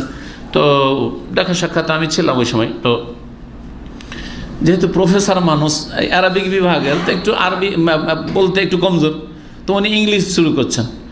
কিন্তু পরিচয় প্রথমখানে একটু আরবি বলে দেওয়াতে মদিনা ইউনিভার্সিটির ভাইস চ্যান্সেলর, যদিও আমেরিকা থেকে লেখাপড়া পিএইচডি করেছেন, উনি আর নামলেন না এতে। উনি বলছেন আরবি ইসলামের ভাষা, রসুলের ভাষা, আমি আরবিতে কথা বলবো। আরবি থেকে উনি নামলেন না, উনি ইংলিশ বলছেন, তো উনি ইংলিশে নেমে আসছেন না, কিছু ইংলিশ মিক্স করে বলছেন। যিনি সৌদি ভাইস চ্যান্সেলর তিনি আরবিতে চালিয়ে গেলেন। তো যেই ভাষাতে পারদর্শী হয় সেই ভাষা বলা পছন্দ করে, বিশেষ করে যারা শিক্ষিত মানুষ, তারা চায় না যে আমি কমজোর ভাষা দিয়ে কথা বলি, বলতে গিয়ে একটা ভুল হইলে তখন একটু ওজন হালকা হয়ে যাবে। 4 জন স্ত্রী, তো ওই শাইখের 4 স্ত্রী আছে। 4 স্ত্রী আছে, জুলুম করছে নাকি? আজকাল তো বড় জালেম আমাদের দেশে, তাই না? হ্যাঁ, জি হ্যাঁ, না জালেম না, জি ইনসাফ করলে জালেম না, বড় ভালো কাজ। মৃতের নামে কোরবানি দেওয়া সম্পর্কে ওলামাদের দ্বিমত রয়েছে। একদল বলছে যে সুন্নত নয়, সুতরাং দিয়ে না, এটাই ভালো মত। কিন্তু আজকালকার লোকেরা মানতে চায় না যে মৃতের নামে কোরবানি দেবে। মৃতের নামে কোরবানি দিলে আমি যেটাকে সঠিক মনে করি, আর আমার আগে অনেক ওলামারা বলছেন সেটা হচ্ছে সাদাকা, কারণ মাইয়াতকে নেকি পৌঁছালে সাদকা দিয়ে পৌঁছাইতে হবে। যখন সাদাকা, তো এই গোস্ত আপনার জন্য খাওয়া ঠিক না, আপনি পুরোটাই দান করেন। অত এখলাস যখন আছে নেকি পৌঁছাবে, তো গরিব মিসকিনকে দান করেন, বোঝা গেছে। আর সবচেয়ে ভালো, যেমন শেখ ইবনে উসাইমিন তারা বলেছেন যে আপনি নিজের নামে কোরবানি করেন, তার সাথে আপনার বাড়ির সদস্য যারা আছে তাদের নাম শামিল করেন, আর তার সাথে আপনার মৃত যারা বাপ মা দাদা দাদি মৃত, নানা নানি মৃত, আল্লাহ ওদেরকেও আমার এই নেকিতে শামিল করে এই নিয়ত করেন, আর তাতে খাওয়ান গরিব মিসকিনকে, আত্মীয় স্বজনকে, তাহলে ঠিক আছে। এটা সবচেয়ে ভালো। কারণ সাহাবায়ে কেরামগণ, নবী সাল্লাল্লাহু আলাইহি সাল্লামের এই তরিকা ছিল না যে একটা পশু গোটাটাই মৃতের নামে, একটিও দলিল নেই, কোনো সাহাবী এই কাজ করেননি। ভালো করে শুনেন, সুন্নতের পাবন যদি হতে চান তো কোন একজন সাহাবী, রসুল তো দূরের কথা, কোন একজন সাহাবী কাজ করেননি যে এই ভাগটা গোটাটাই এই মৃতের নামে এই কাজ করেন নাই, এই খাসিটা, এই বকরিটা, এই দম্বাটা গোটাটাই মৃতের নামে এইরকম কাজ করেননি। এই জন্য অনেকে বলছেন যে এটা ঠিক নয়, বুঝছেন, কিন্তু শামিল করাটা ঠিক আছে। আল্লাহ এটা আমার পক্ষ থেকে কবুল করো, হ্যাঁ আমার উম্মতের পক্ষ থেকে কবুল করো, জি এটা আছে। আমার উম্মতের মধ্যে কিছু মারা গেছে আর কিছু আসবে, সব শামিল, ওইটা ঠিক আছে। তো ওই রকম যদি আপনি মনে করেন যে আল্লাহ আমার পক্ষ থেকে কবুল করো, আমার পরিবারের পক্ষ থেকে কবুল করো, আল্লাহ তাকাব্বাল হাযা মিন্নি মিন মুহাম্মাদিন ওয়া আলি মুহাম্মাদিন ওয়া মিন উম্মতি মুহাম্মাদিন, সেই মুসলিম হাদিস রয়েছে। তো ওই রকমই আপনি বলেন আল্লাহ আমার পক্ষ থেকে কবুল করো, আমার পরিবারের পক্ষ থেকে কবুল করো, আমার মৃত বাপ দাদা নানা নানি আত্মীয় স্বজন যারা আছে তাদের পক্ষ থেকে কবুল করো। আর আরাফা রোজা সম্পর্কে বাংলা, হ্যাঁ উর্দু में शेख आलम से पूछ लीजिए। नहीं नहीं बांग्ला बोलते हैं, আচ্ছা বাংলা ঠিক আছে। আরাফার রোজা কোন দিনে করবেন এই বিষয়ে ইখতিলাফ আছে, কথা বুঝছেন। ওলামাদের দ্বিমত আছে, এতে কোনো সন্দেহ নেই। আর ওয়ালা ইয়াজালুনা মুখতালিফিন, এমন কোন মাসলা আছে দ্বিমত নেই, ইল্লা মাশাআল্লাহ অল্প কিছু মাসলা। শতকরা 10টা মাসলা হয়তো ইত্তেফাক আছে, 90টা ইখতিলাফ আছে বা তারও বেশি। 5 ওয়াক্ত নামাজ ফরজ, ঠিক আছে, এতে দ্বিমত নেই হয়তো। 5 ওয়াক্ত নামাজ ফরজ, 5 ওয়াক্ত নামাজে কত রাকাত ফরজ? 17 রাকাত ফরজ, কিন্তু জামাত ফরজ না সুন্নাত? তো কথা হচ্ছে যে ইখতিলাফ অধিকাংশ মাসলা মাসাইল আছে। ইখতিলাফের ক্ষেত্রে যার যেটা মত, আলেমদের কথা বলছি, আপনি খেয়াল খুশি আবার মত পেশ করতে পারেন না সাধারণ মানুষ। আলেমদের তাদের তাহকিকে, তাদের গবেষণায়, তাদের ইজতিহাদ প্রচেষ্টায় যেটাকে সহি মনে করবে সেটাকে প্রাধান্য দেবে। আপনার করণীয় যেটার উপর আপনার মনে তৃপ্তি হয়েছে ওটার আমল করেন, আপনি গুনাহগার হবেন না। যেটার উপর আপনার মনের তৃপ্তি হচ্ছে, মনের তৃপ্তিটা কীরকম? এই নয় যে আমার জন্য এটা সুবিধাজনক, সুবিধাবাদী হলে হবে না, এটা হালকা মশলা, শুধু হালকাটা নিলাম না, বা আমি ভারীটা নেবো বেশি নাকি নেবো এইটাও না, এইসব না। কিসের? যে আশা করি এইটাই আমাকে কোরআন সুন্নাহর কাছাকাছি লাগছে, এইটাই আমাকে যুক্তিসঙ্গত লাগছে, দলিল সম্মত লাগছে, এইরকম যখন আসতে হবে ওপর আমল করেন, আল্লাহ ভরসা। বোঝা গেছে? ইখতিলাফ হতে পারে। ইমাম আবু হানিফা, শাফি, মালিক, আমার 4 জনই কী ছিলেন? কোরআন সুন্নাহর অনুসারী ছিলেন। যদি সালাফি ভাষাটি বলা চলে তাহলে তারা সালাফি ইমাম ছিলেন, সালাফের অনুসরণকারী। রাসূলুল্লাহ সাল্লাল্লাহু আলাইহি ওয়াসাল্লাম এবং সাহাবায়ে কেরামদের অনুসারী 4 জনই ছিলেন, না ছিলেন না? 4 জনই ছিলেন, কিন্তু 4 জনে ইখতিলাফ হয়েছে না হয়নি? যখন ইখতিলাফ হয়েছে তো 4 জনের নামে 4 মাযহাব পাকিয়ে নেওয়া হয়েছে। ইখতিলাফ তারা করেছে এই জন্য না যে ইখতিলাফ করতে হবে, কিন্তু দৃষ্টিভঙ্গির পার্থক্যের কারণে বা দলিল প্রমাণ পৌঁছা না পৌঁছায় কম বেশি হওয়ার কারণে কি হয়েছে, ইখতিলাফ হয়েছে। তারা এই দল পাকিয়ে যাননি, তারা মজাব তৈরি করে জানে, তাদের অনেকদিন পরই মজাব পয়দা হয়েছে। তাদের ওলামারা বলেছেন, শাহুল আলম মহাদেশ দেহলভীর সাক্ষী দেখেন, হ্যাঁ তিনি বংশগত হানাফি, কিন্তু সাক্ষী দিয়েছেন 4th শতাব্দী পর্যন্ত কোনো মজাব মানামানি ছিল না। অথচ আবু হানিফা রহমতুল্লাহ, শাফি, মালিক, আহমদ তারা 2য় 3য় শতাব্দীতে তারা চলে গেছেন। হ্যাঁ, তাদেরও ইন্তেকাল 100 বছর পরে মজাব পয়দা হচ্ছে। কিন্তু আমাদেরকে মজাব মানতে হবে না, আমাদেরকে কোনো একজন আলেমকে মানতে হবে না, জীবিত অথবা মৃত, বরং কোরআন সুন্নাহকে মানার চেষ্টা করতে হবে। এই ক্ষেত্রে এখন কোনটা আপনার কাছে ঠিক লাগছে দেখতে হবে। আমি ব্যক্তিগত ইখতিলাফ আছে, একদল কি বলছেন যে যেহেতু হাদিস আছে সিয়াম ও ইয়মে আরাফা, আরাফার দিনের সিয়াম, তো আরাফার দিন কোনটাকে বলবেন? আরাফার দিন মানে কি 9 তারিখ? এখন এটা প্রশ্ন না, আরাফার দিন মানে যেদিন আরাফাতে হাজী সাহেবরা যান। একদল বুঝেছেন যে আরাফার দিন আরাফে হাজী সাহেবরা আছেন, যারা এইভাবে বুঝেছেন তারা বলছেন আরাফার রোজা মানে আরাফার দিন হাজী সাহেবরা আছেন, ওই দিনের রোজা। সে আমি আরাফা, কারণ হাদিস আছে, চেষ্টা হাদিস আমল করা, ঠিক না? আর একদল যারা বলছেন না 9 তারিখের রোজা, 9 তারিখের রোজা, তারা বলছেন যে 9 তারিখের এই জন্য রোজা যে সিয়ামে ওমে আরাফা, আরাফার দিনে রোজা। আরাফা কোন দিনে হয়? 9 তারিখ হয়। তো ওইখান থেকে আরাফা শব্দটা না নিয়ে তারা বলছে যে আমরা 9 তারিখে রোজা রাখবো। আরাফা তার 8 তারিখ হয় না, আরাফা কয় তারিখে হয়? 9 তারিখ হয়। আমাদের হয়তো আরাফা হইল, আরাফার দিন সেটা হলেন, মানে হাজিদের আরাফার অন্য দিন আমাদের 9 হইল, কিন্তু আরাফার দিনের সিয়ামে ইয়মে আরাফা, ইয়মে আরাফাকে তারা ইয়মুত্তিসা ধরেছে। এই ইজতিহাদের কারণে তারাও চেষ্টা করেছে যে আমাদেরটাই ঠিক, তাদের দৃষ্টিভঙ্গি সেটা। সুতরাং তারা বলছে যে 9 তারিখের রোজ আমরা রাখবো। আমাদের দেশের 9 তারিখ ওটা হচ্ছে আমাদের আরাফার দিন, আরাফার দিন হাজী সাহেবের আরাফা আছে, ওইটা আরাফার দিন, আমাদের না, ওদের হাজিদের ওইটা আরাফার দিন, বা মক্কার লোকের আরাফার দিন, সৌদি আরবের লোকের আরাফার দিন, কিন্তু ভারতের বাংলাদেশের লোকের আরাফার দিন। এবার বুঝতে পেরেছেন দৃষ্টিভঙ্গিটা? একটি হাদিস থেকে তাহলে 2 দলই দলিল নিতে পারে। সিয়ামে ইয়মে আরাফা মানে আরাফার দিনের রোজা, যারা বলছে আরাফার দিনের রোজা, হাজী সাহেবের আরাফায় থাকছে ওই দিনের রোজা, এটাকে আমি নিজে পছন্দ করি ব্যক্তিগত। আর এক দল বলছে যে আরাফার দিনের রোজা মানে হচ্ছে আরাফার দিন তো 9 তারিখে হয়, সুতরাং 9 তারিখের রোজা, হাজিরা থাকলো না কোন দিনে ওইটা আমাদের দেখার বিষয় না। সুতরাং একই হাদিস থেকে দলিল পেশ করে তারা বলছে আমরা 9 তারিখের রোজা রাখবো। এবার বুঝেছেন? আমি ওর সাথে সাথে বলি ঝগড়া মেটাবার জন্য, হ্যাঁ, এটাকে বলা হয় যে আমরা যতটা পারি খুরুজা মিনাল খেলাফ, আরবিতে বলা হয় দ্বিমত থেকে মুক্ত হওয়ার চেষ্টা করব। মানে আপনি ওইখানে বসে আছেন, তাই না, আর আমি এইখানে বসে আছি, দুইজনে এত দূরাদূরি বসে থাকলে একটু বেশি দূরে থাকলাম, আপনি একটু আগে আসার চেষ্টা করেন, আমি একটু আগিয়ে গেলাম, বোঝা গেছে? যদি আমাকে পুরো এগিয়ে যেতে হয় সেটাও হয়তো সম্ভব না, আর আপনিও যদি একটু আগে পুরোটা এগিয়ে আসেন তো আপনার জন্য হয়তো অনেক সময় সম্ভব না, ঠিক না? তো মাঝামাঝি আসার চেষ্টা করা, এটা হচ্ছে খরুজা মিনাল খেলাফ, ইখতিলাফ থেকে বেরিয়ে আসার চেষ্টা করা। সেটা হচ্ছে যে আরাফার দিন হাজী সাহেবের আরাফায় থাকছেন, ওই দিনটা রোজা রাখেন, কারণ ওই দিনটা ফজিলতের দিন।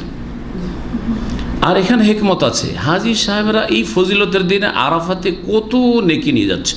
আল্লাহ ঘোষণা করছেন তাদের যে মাফ করলাম তোমাদেরকে, যা চাইলে দিলাম তোমাদেরকে, হ্যাঁ, তাদেরকে নিয়ে আল্লাহ পাক গৌরব করেন ফেরেশতাদের কাছে। আমরা বাড়িতে বসে বসে কি করলাম? আমরা বাড়িতে বসে বসে বঞ্চিতই থাকলাম পুরো। আমরা সেই দিন সিয়াম করলাম, তাকবীর পাঠ করলাম, জিকির আজকার করলাম, নেক আমল করলাম।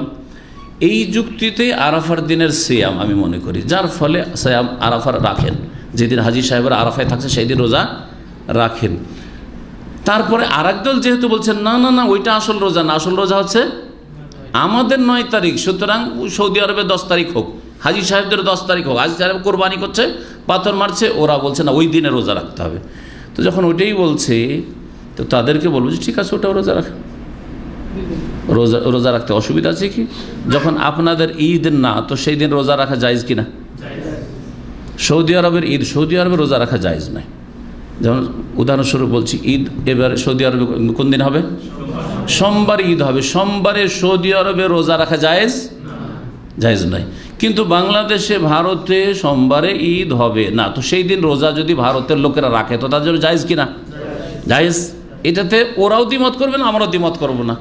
সুতরাং তাদেরকে বলবো যে ওই রোজাটাও রাখো সোমবারে, আর হাজী সাহেবের আরাফা থাকছে এই রোজাও রাখো, অসুবিধা আছে? তাহলে যদি তোমাদের মতটাই ঠিক হয়, ধরেই নিলাম, আমি বলছি না যে ঠিক নয় তোমাদেরটা ঠিক হয়, তো ওটাও ঠিক থাকলো। আর যদি আমি যেটাকে প্রাধান্য দিচ্ছি বা আমার মতো অনেকে আছেন সেটাই যদি ঠিক হয়, তাহলে আমরা আপন জায়গাতে আমল করলাম। বোঝা গেছে? এটা হচ্ছে ইখতিলাফ থেকে বেরিয়ে আসা। ইখতিলাফ থেকে বেরিয়ে আসার মেলা দৃষ্টান্ত আছে বা উদাহরণ আছে। তার মধ্যে একটি হচ্ছে এই জুমার নামাজটা কোন সময় পড়ব। শুধু ইমাম আহমদ বিন হাম্বল বা হাম্বলি মজহাব আর গবেষক আলমারা হাদিস আলমারাও বলছেন যে জুমার নামাজ জাওয়াল শর্ত না, যে মাথার উপর থেকে সূর্য গড়তে হবে শর্ত না, তার আগেও জায়েজ আছে। কারণ এটা হচ্ছে ঈদের নামাজের মতো। ভালো করে বুঝেন মশলা। কারণ এই মশলা শিকর মসজিদে কিন্তু ভুক্তভোগী আমরা, শিকর মসজিদে এই মশলার সম্মুখীন হচ্ছি আমরা, ঠিক না? বছরের অধিকাংশ সময় অনেক সময় ইমাম সাহেব জাওয়াল হয় না তার আগেই খুতবা শেষ করে নামাজ পড়িয়ে দিচ্ছে, নামাজ পড়ে সালাম ফিরলো, তখন টো টো টো টো এখন মাথার উপর থেকে সূর্য গড়লো। হচ্ছে না? এখন এই প্রশ্ন আপনাকে জানতে হবে, কারণ অনেকে মসজিদ ছেড়ে পালিয়ে যাচ্ছে। যারা গোঁড়া মজহাবপন্থী তারা মসজিদ ছেড়ে দেয়, নামাজ হলো না, যা আর এক মসজিদ খুঁজ জমা পড়ার জন্য, এইরকমও করছে, খবর আছে আমাদের কাছে। এখন এখানে যেহেতু অনেক ওলামাদের কাছে সকালবেলা তো 10টা 11টা, এই 11:30 না, যেই সময় শাইখ পড়ছে এখানে শিকর জামে মসজিদে, বড় জামে মসজিদে, কিং ফাহাদ মসজিদে, সেই সময় না, কিন্তু 10টা 10:30তেও যদি পড়ে নেয় জুমা তো জায়েজ। এটা হচ্ছে ইমাম আহমদের মত এবং এটা অনেক গবেষক ওলামাদের মত, মুহাদ্দিসিনদের মত অনেকে। কিন্তু 3জন আর ইমাম শাফি, মালিক, তারপর ইমাম আবু হানিফা রাহিমাহুল্লাহ জামিয়ান, তারা বলছেন না, জুমার নামাজ পড়ার জন্য সূর্য মাথার উপর থেকে গড়তে হবে। আর এটা হচ্ছে একদম, এটা আরও বড় বিষয়, এটা আরাফা রোজার মতো না এদের কাছে। তাহলে সকালবেলা যদি 11টা 11:30টায় কেউ যদি জুমার নামাজ পড়ে নেই তো 3 মজহাবে জুমাই হইল না ওদের। যারা মজহাবকে ফরজ করে দিয়েছে ওদের জুমাই হয় না, এক মুসিবতের মুসিবত। এই জন্য মসজিদ ছেড়ে পালাই অন্য মসজিদে, আর খবর আছে। এখন কি করবেন? এখানে খুরুজ আমিয়াল খেলাফ, ইখতিলাফ থেকে মুক্ত হওয়ার জন্য খতিবের জন্য উচিত হবে, কারণ যাদের কাছে 11টা 11:30 এই সময়গুলিতে জাওয়ালের আগে জুমা পড়া জায়েজ, তাদের কাছে জাওয়ালের পরেও জুমা পড়া জায়েজ, দুটোই কিন্তু জায়েজ। এর বোঝা গেছে? যখন আমাদের কাছে দুটোই জায়েজ, সকাল 10টা জুমা পড়া জায়েজ, আবার 11:30 12টা 12:30 পড়া জায়েজ। বুঝেছেন এবার? কিন্তু 3 মাযহাবে ওদের কাছে এদিকে চলবে না, ওইদিকে চলবে। তাহলে আমরা একটু ইখতিলাফ থেকে বেরিয়ে আসলাম, বেরিয়ে এসে চলো মিলেমিশে এমন সময় জুমাটা পড়ি যেই সময় তোমাদের ধারণা তো ঠিক হয় আর আমাদের ধারণা তো ঠিক হয়। তাহলে জুমাটা যদি পড়া হয় কোন সময়? জাওয়ালের পরে 11:15 12টা, ওই সময়। তাহলে এটা কি উত্তম না? আমরা ইখতিলাফ থেকে মুক্ত হইলাম। নাহলে মসজিদ ছেড়ে পালাইতে শুরু করে মজহাবদারিগুলো। আমরা আলহামদুলিল্লাহ মজহাবের লাগাম নেই, কোরআন হাদিসের লাগাম আছে, সুতরাং অসুবিধা নেই। কারণ সাহাবায়ে কেরামরা পড়তেন, জুমা পড়তেন। মা কুন্না নাকিলু ওয়ালা নাতাকাদ্দা ইল্লা বা'দা জুমা, সকাল জুমার আগে না আমরা শুইতাম, না জুমার আগে আমরা কোনো গাদা করতাম, বাঁশি পেটে আগে জুমা পড়ে তারপরে গিয়ে খাওয়া দাওয়া। জি হ্যাঁ, সহি হাদিস রয়েছে, বহু দলিল রয়েছে। জি, এবং সকালবেলা থেকে জুমা মসজিদে সাহাবায়ে কেরাম বসে থাকতেন। সাআতুল উলা মানে ভোরবেলা থেকে, সূর্য ওঠার পর থেকে বসে থাকতেন তারা। জি হ্যাঁ, কিন্তু ওই সুন্নত তো আর নেই, আজকাল উঠে গেছে। তো কথা হচ্ছে যে এইরকম যথাসাধ্য আমরা ইখতিলাফ থেকে বেরিয়ে আসার চেষ্টা করবো। আর সহি আকীদার আলেমদের মধ্যে ইখতিলাফ হইতে পারে, কিন্তু ব্যক্তিগত আমার কাছে জিজ্ঞেস করলে আমি বললাম যে আরাফার দিন রোজা রাখেন, এটা রোজা। আর তারপর 9 তারিখ রাখেন, কোনো বাধা নেই, রাখেন, অসুবিধে। কিন্তু সৌদি আরবের আগে কোথাও ঈদ হয় আসলে চাঁদ দেখে? আল্লাহু আ'লাম। কারণ সৌদি আরবে যে চাঁদ দেখার জন্য যে সরকারিভাবে যে ব্যবস্থা আছে পৃথিবীর কোথাও নেই। এই ব্যক্তি পর্যায়ে কেউ বললো যে চাঁদ দেখে নিয়েছে, আসলে ফলস। সৌদি আরব আগে কোথাও চাঁদ দেখা হয় না। আমি মনে করি যে একেবারে ফলস কথা, কোথাও চাঁদ দেখা হয় না। সৌদি আরবে আধুনিক যন্ত্র দিয়ে এবং সরকারিভাবে চাঁদ দেখা হয়, পৃথিবীর কোনো মুসলিম দেশে হয় না চাঁদ দেখা। এই জন্য সারা বিশ্ব এই সৌদি আরবের দিকে তাকিয়ে থাকে। আমেরিকা, ইউরোপের যতগুলি দেশ আছে সবাই তাকিয়ে থাকে যে সৌদি আরবে কখন ঈদ হচ্ছে, তখন ঈদ করে। তারা কেউ চাঁদ দেখে না, কারণ ওই সব দেশে কোত্থেকে চাঁদ দেখবে আর কার সাক্ষী নেবে? আর যারা ইন্ডিয়ান, বাংলাদেশি, হানাফি, ওরা বাংলাদেশ ভারতের দিকে তাকিয়ে থাকে, আচ্ছা, দেওবন্দে কখন ঈদ হইল? ও ভারতের সাথে ঈদ করবে ওরা। তবলিগি মসজিদে, হানাফি মসজিদগুলো তো বাংলাদেশের দিকে তাকিয়ে বসে আছে। ঋণগ্রস্ত ব্যক্তি কোরবানি দেবে কে দেবে না, যদি তার ওপর ঋণ এমন থাকে যে ঋণদাতা তার কাছে তলব করছে যে আমার ঋণ পরিশোধ করেন, তাহলে তার জন্য কোরবানি দেওয়া ঠিক নাই। এবার বোঝা গেছে? কিন্তু ঋণদাতা যদি বলে যে অসুবিধা নাই, সে সময় দিয়ে রেখেছে যে আপনি জিলহজ মাসের পরে দেবেন, আরও 2 মাস পরে দেবেন, এখনও ঋণ পরিশোধের সময় আসেনি, তাহলে সেই ক্ষেত্রে জায়েজ আছে।